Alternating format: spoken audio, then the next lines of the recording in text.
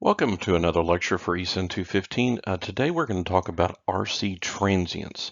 This is a first in three lectures regarding transient analysis, and we're looking at what transients are, RC circuits, then we're going to get into RL circuits and steady state, DC steady state transient analysis. So let's just go ahead and get started. So first of all, and I'm going to cover this in each one of these sections, what is a transient? So a transient is a temporary oscillation and occurs in the circuit because of a sudden change of the voltage or of the load. So for instance, here we have this voltage. It was prior to time zero was steady state. It was 0 volts. And all of a sudden we applied a voltage on a circuit, and there is going to be this oscillatory response that decays over time to finally reaching a DC steady state value. So if time goes to infinity, it will always stay at this voltage, but for some brief period of time, we oscillate until we finally reach that steady state value. So our goal here in this first part is to just understand what that means for these different circuits. The other day we introduced capacitors and inductors, these new elements, and because they both store and give energy back to circuits, they cause this transient reaction when you either apply an inductor to a load or a capacitor as a load, or you apply a sudden voltage change to that circuit, which is what we're going to be studying. If you change that, then you're going to have this transient behavior. So the first circuit we're going to discuss is what is known as an RC circuit. Now, as you see here, it is known as a first order, meaning that we are not in this class going to be studying multiple different circuits with multiple capacitors in it separated. Those would be second order and third order, and we're going to see what that means in just a minute. That's applying to the level of differential equation. For ECEN 215, we focus only on first order RC and RL circuits. So here we have a simple circuit. We've got this capacitor that is charged to some initial voltage VI. So whether that capacitor was charged to say 5 volts, 10 volts, 12 volts, there was some initial capacitance. So there's now a certain level of coulombs depending on the capacitance. We remember that equation we had in our capacitor lecture. So this capacitor has a stored charge on it.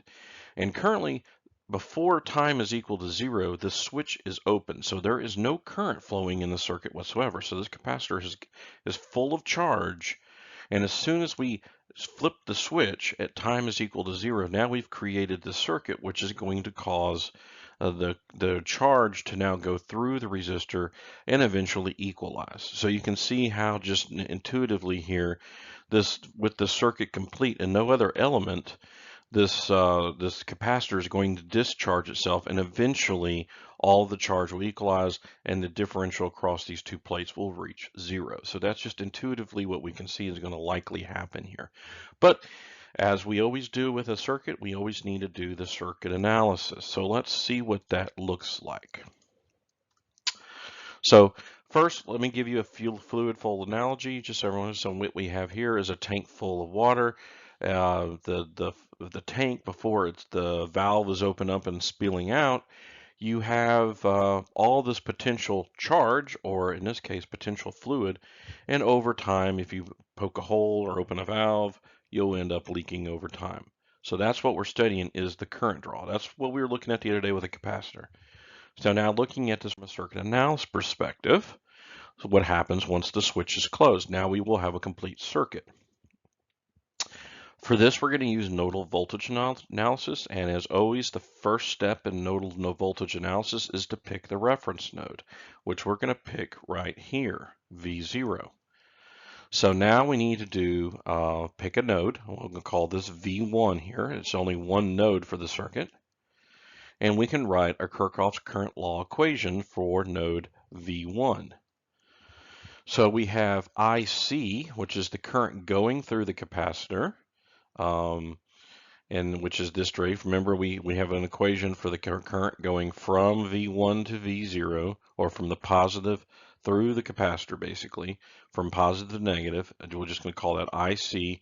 And then we have V1 over R must equal 0. So this current here and this current here, being there's nothing else tied to the node, must equal to 0. So drawing that out here, we have this current coming through, and then we have this current coming through, all in the one node. Now this, of course, is assuming this switch is now complete. So after time is equal to 0, this circuit is complete. And so that's how we get this equation. So let me go ahead and clean this up a little bit so we can continue on. So we have that. Now we know what I of C is. We have an equation for that. We got that from the capacitor lecture, and we talked about the time rate of change on charge. I of C is just simply the capacitance times the derivative of the voltage across it. So V of C, or in this case, V of 1. So that's all we have to do there. So dV of 1 dt times the capacitance, assuming the capacitance doesn't have a time variant to it, which typically it doesn't, then you end up with I of C is equal to C dV dt. Now let's take that and let's continue on. So if we go ahead and just kind of clean this up, get rid of this R here in the denominator of V1 so that everything can be now in terms of V1.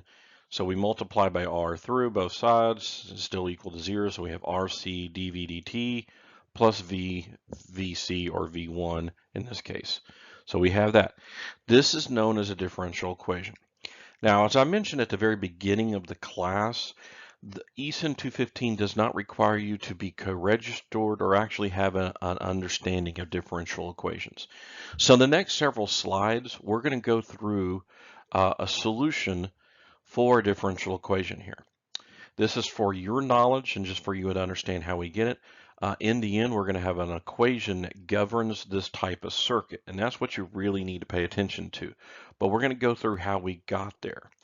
So we need a differential equation solution here. So we have this solution. We have dV or dV1 dt plus V1 equals 0 times this constant RC. This is going to be a real number. So we need a solution. And what we're going to use is the concept that an exponent, d dt of EU, where U is some unknown right now, we're going to use this as our solution for the V1. So if we do that, we end up with V1 is equal to some constant K. It could be 0, it could be 5, it could be minus 5, just a constant K, e to the st. We're keeping it in terms of t. S is also just a variable. We do not know what S is and we do not know what K is, but we're going to see if this edu or EU of t can be applied to this. So if we take that, we have K e to the st as V1, and then we have dV1 dt is Ks e to the st. So we'll see how this works out. So if we go ahead and start plugging these values in. So we'll start with the equation that we just had, dV1 dt plus V1, all of this right here multiplied by RC. Plug in our solution with V1 equaling to K e to the st. So there's your V1. Now we take the derivative of that, we end up with the derivative of du, which in this case is s. So we still have the K e to the st now times s. So right here is the dV1 dt term. And now we just need to start solving for these unknowns. We have an unknown at K and we have an unknown at S. So let's solve first for S. So we got to solve for both. We're just going to start with S first. So one thing we notice is that the K e to the st term is always constant. And like I said, right now we're not solving for K. So let's go ahead and factor out the K part. So K e to the st, we'll just factor this out. And we end up with this RCS plus 1. And this almost equals 0. So remember, in the end, KCL must be maintained. We must follow this equation. So this right here can be 0. And this right here can be 0. So if we want to, since we're multiplying, this term equals 0 and the equation will be maintained and equal to 0, or this part will equal to 0. Well, the only way that this can equal to 0 is really if this is the K is equal to 0, um, and or T eventually goes to like S is a negative value and T goes to infinity. This will eventually also equal 0, and we're not really concerned about that because that's something we're going to get to in a moment when we solve for K. But in other words, this at some point must equal 0. So we're just going to pay attention to this term. We're just going to assume this can be some value, and not be concerned with that, and only focus on this equaling to 0. So if we do that, now we just need to solve for S because we know R and C, it's a given value. These are real values, like real capacitance, real resistance, and obviously 1, and we end up with S is equal to minus 1 over RC basic algebra here. So now we have one of these terms. So now the only thing left to do on this circuit design that we have here is to come back now and solve for K. So now that we have S. So using that, we now plug that in, and we end up with this RC minus 1 over RC, because that was S, times E to the minus 1 over RCT, so on and so forth. We end up with this. So now we can apply and look to see if we can find a solution for this. But again, in the end, we're solving for K equaling to 0 here. So continuing with the algebra, we end up with V1, which is equal to VC, is equal to KE to the minus 1 over RCT, or rewritten as this. So now we need to solve for K. So now that we have this equation, we're needing to solve for K and figure out what K is. So what is K? Well, what we're going to do is we're going to look at a known time, because if we know what VC was in a known time and we plug in a value of T here, then solving for K is a fairly easy process on this circuit. So do we know that? Of course we do. We were told that the capacitance was charged to some initial voltage VI prior to T is equal to 0. So what does that look like? Well, what we do is we examine at T equals 0. So at T equals 0, a very specific time, we know that everything is VI. So by doing that, we end up with VI is equal to, which is the initial voltage, is equal to K, because e to the 0 is 1. So VI is K, which means for a circuit of this style, where you have a capacitor, a switch, the capacitor is charged to some initial voltage, and at T is equal to 0, you click the switch and complete the circuit. So there's nothing else here but a capacitor and a resistor just in circuit in parallel here. The value for VC, this voltage across the resistor and across the capacitor, is simply equal to the initial voltage of VI, e to the minus 1 over RCT. This is, by the way, known as the time constant, tau. And that is actually, so we have tau, here's RC. This is what the voltage decaying over time looks like. So as this, since it's a negative in the exponential, it's going to start at VI, and it's going to decay exponentially until time is equal to 0. In fact, it officially never reaches 0. I mean, T would have to obviously reach infinity for it officially to finally decay completely to 0. But we know practically it's 0 at some point.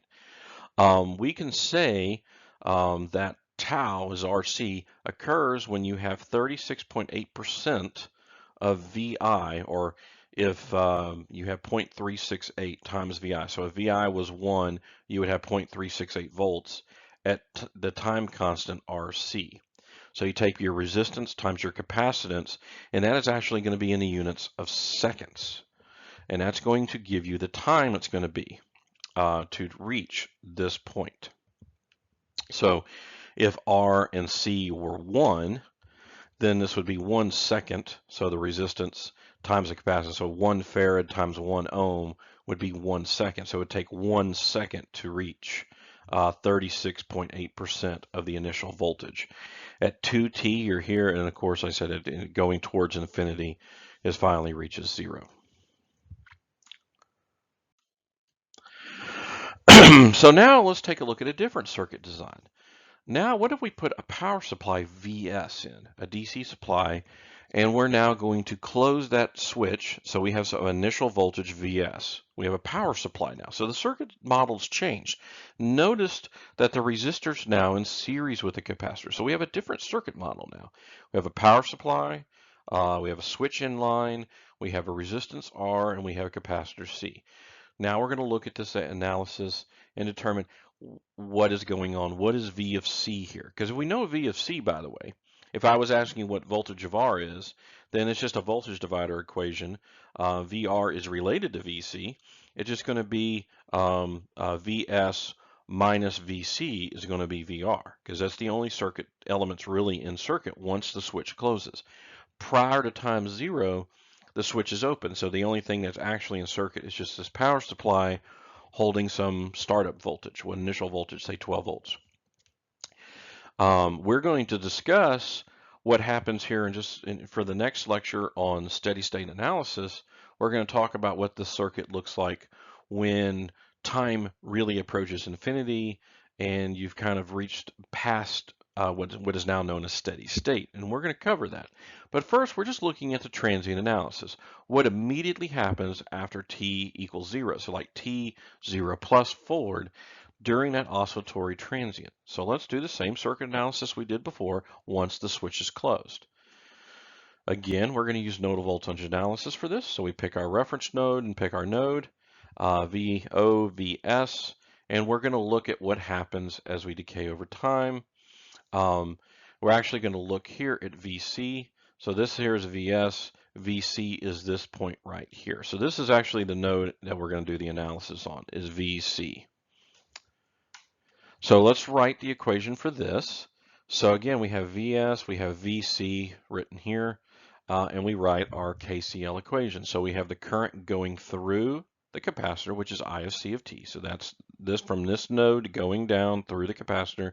And then we have the current going through the resistor back to the power supply, which is going to be VC minus VS over whatever the resistance is. That must equal 0.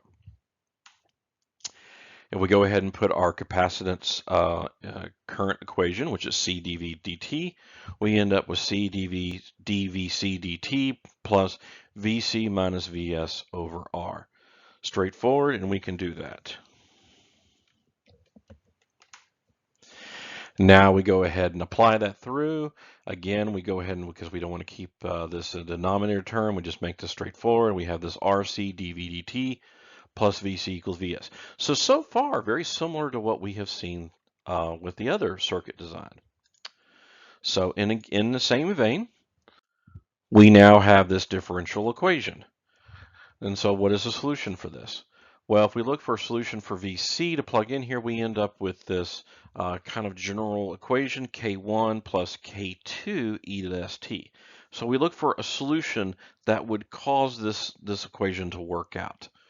So this is part of stuff you would learn in doing kind of the analysis and process of learning to solve differential equations. Again, just to highlight, we're not going to be solving differential equations this class. We're just using differential equations to get to the final formula, and we're showing you how to do that. So this is the solution we're going to use for VC, this style of solution. K1 plus K2 e to the st. Again, we have to solve for S, K1, and K2 here. So if we take the derivative of VC, we end up with K2S e to the st.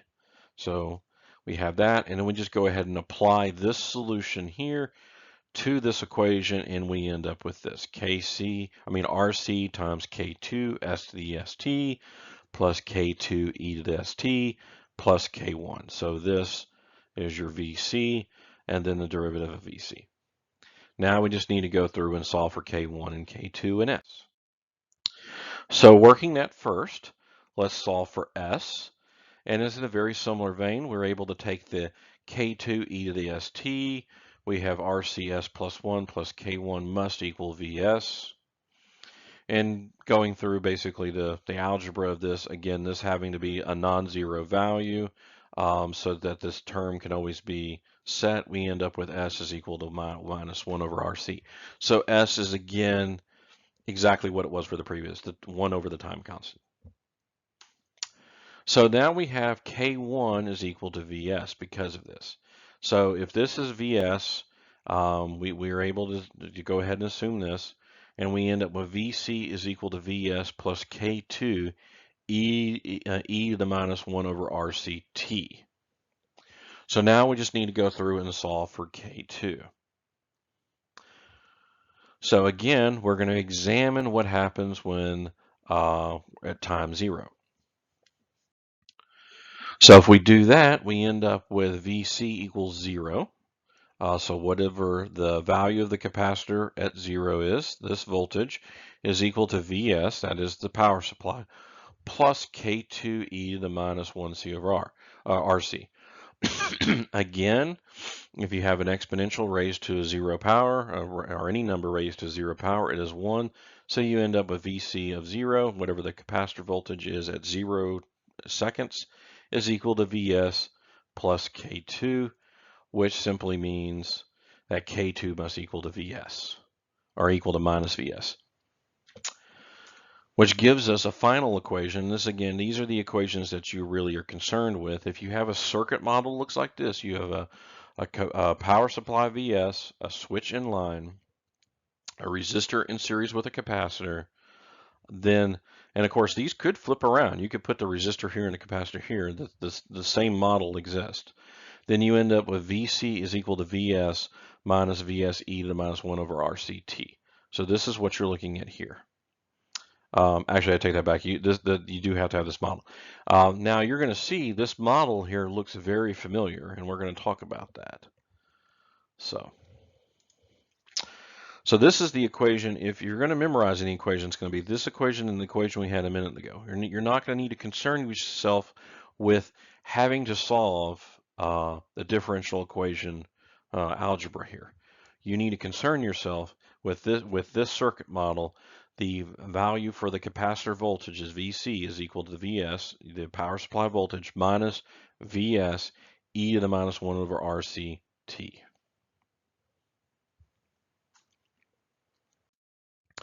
And that's what this looks like here. So we have this circuit here. It exponentially starts at 0 volts across the capacitor and slowly increases exponentially to whatever Vs is. And at time tau, your time constant, which is equal to RC, you end up with 0.632 or 63.2% of whatever your power supply, it finally reaches that. So now let's take a look at an example circuit here. This one looks a little different. Here we have this power supply, this 15 volt power supply. We have a 100 ohm resistor. We have a switch. Just so you know, you can move this switch to either side here, given the circuit configuration. But let's just say we have the resistor on this side of the switch, and at time is equal to 0, the switch is thrown, and we have now a circuit over here that has a 50 ohm in parallel with a capacitor. So this is a little more complicated. And so the question is what are we going to do to solve this? Well, what if we had a circuit that looked, let's just say, what if we had something that looked like what we just had? Because we had a circuit a moment ago that was simply this 100 ohm resistor in series with a capacitor. But now we've got this 50 ohm resistor in parallel. Do we have to go through the circuit analysis again? Do we have to go through the whole differential equation again? No. Because what if we use a Thevenin equivalent circuit where the load was the capacitor? So we change this circuit to make it match the circuits we were just looking for a moment ago, and then we just have to attach a capacitor as the load, which then in that case we have a solution for the VC. That would be quite useful now, wouldn't it? This is why we study Thevenin equivalent circuits, by the way, is because you can convert a circuit. Granted, this is not overly complicated, just two resistors and a power supply. But by simply changing the circuit configuration, we get it into a circuit that we have a known solution for. So Thevenin equivalents and Norton equivalents, for that matter, are ways that you do to convert even things that are not overly complicated into very straightforward and simple circuits that you already have an analysis of. So let's go ahead and do that. But if we have now, if we don't even pay attention to this capacitor and we just simply look at this as a Thevenin equivalent, we have V1 equal to 15 volts. So the question is, what is the voltage, the Thevenin voltage? Well, we learned in our Thevenin equivalence lecture that it is the open circuit voltage here across these two terminals, which this is simply a voltage divider. It's just simply two resistors in series across a power supply. It's just simple voltage divider. Don't even have to go through and do a circuit analysis of. We just simply need to use a voltage divider a formula, which in this case would be 50 ohms over 150 ohms, because that's the voltage we're interested in, is the voltage across R2. So 50 over 150 times our voltage input, which is 15 volts. So simply doing that, we end up with 50 over 150, which is a third, times 15, which is 5 volts. So open circuit voltage is going to be 5 volts. Then we have to have RT. What is the Thevenin resistance? Well, using we could solve for the short circuit current. You can do that, or do simply source replacement, since this is a static supply, a simple and independent voltage supply. So for that, we short the power supply, so it becomes a wire, and which simply makes a circuit with 50 and 100 ohms in parallel, which is 50 times 100 over 150. We end up with 33 and a third ohms, which looks like this: 5 volts, 33 and a third ohms, and we have a capacitor now hooked up to the load. Now this circuit is exactly like the one we just did the solution for. So we have VC is equal to VS times 1 minus e to the minus 1 over RCT, with RC being 33 and a third ohms and C being 3 microfarads, gives us a time constant of 100 microseconds, meaning that it's going to take 100 microseconds to get to that 63.2% of VC. So that's how long it will take for the circuit to rise from 0 volts, this voltage here, from this capacitor. So V of C is simply 5 volts times 1 to the minus E minus T over 100 microseconds. Problem solved. So all we did was convert the circuit to a Thevenin. So that's why it's important to have practiced and understand the Thevenin circuits. So we have that. Now let's ask another question. Let's reverse this. So now let's ask the question of how long will it take? You know, how much T, how many seconds is going to take to reach a certain voltage? So we know V of S is 5 volts. We know R, we know C. We have our time constant of 100 microseconds. We know, because tau is 100 microseconds, we know it's 63.2%, or if in that case, it would be 5 times 0.632. So in 100 microseconds, we get to 3.16 volts. So all this we already know just staring at this equation. But we need to solve now for a T. So we can do that. We just use algebra and we can solve this. So this is our equation. 1.5 volts is equal to 5 minus 5e to the minus t 100 microseconds. Now we have an exponential in here. We want to solve for t. So what do you think we do? We take the natural logarithm of this equation and solve for t. If we do that, now, well, first thing we did is we'll go ahead and we'll pull this constant over and divide through so that we have just simply an exponential on the side. We take the natural logarithm of 1 minus 1.5 over 5 is equal to minus t over 100 microseconds. In other words, we take the natural logarithm of both sides. Taking the natural log of the exponent, which is of the exponential function, just ends up with the exponential itself. If we do that, we end up with this: minus 0.356675 is equal to minus t over 100 microseconds. Now it's just a simple algebraic formula, and we just need to solve for t, which ends up being 35.666 microseconds. So just here is this graph. Here's about 1.5 volts. So at 100 microseconds, we end up with the 3.16 volts, but at time equal 35.666 microseconds, we have 1.5 volts. So this is how you would end up solving for t. So in this lecture, we introduced the concept of transients, what a transient is, how it affects a circuit, and then we started looking into mathematical behavior of a circuit analysis regarding transients. And then specifically in this particular presentation, we studied RC circuits. being that as a resistor and a capacitor type circuit, and looking what happens when you have the capacitor starting out at a zero state of charge, and then you uh, put a voltage source onto or a current source onto the circuit. And we also talked about the usefulness of Thevenin equivalence or Norton equivalent circuits in transforming a complicated circuit and just using a capacitor as the load to that circuit, and to be able to transform the circuit into a differential equation solution that we already have. Again, if you have questions, there's various homework problems involving RC circuits, and if you have these questions, which I'm sure you will, please come by the Q&A lecture, so where we will go over this lecture material again and discuss homework problems and work out a few other examples as well. Thank you and have a wonderful day.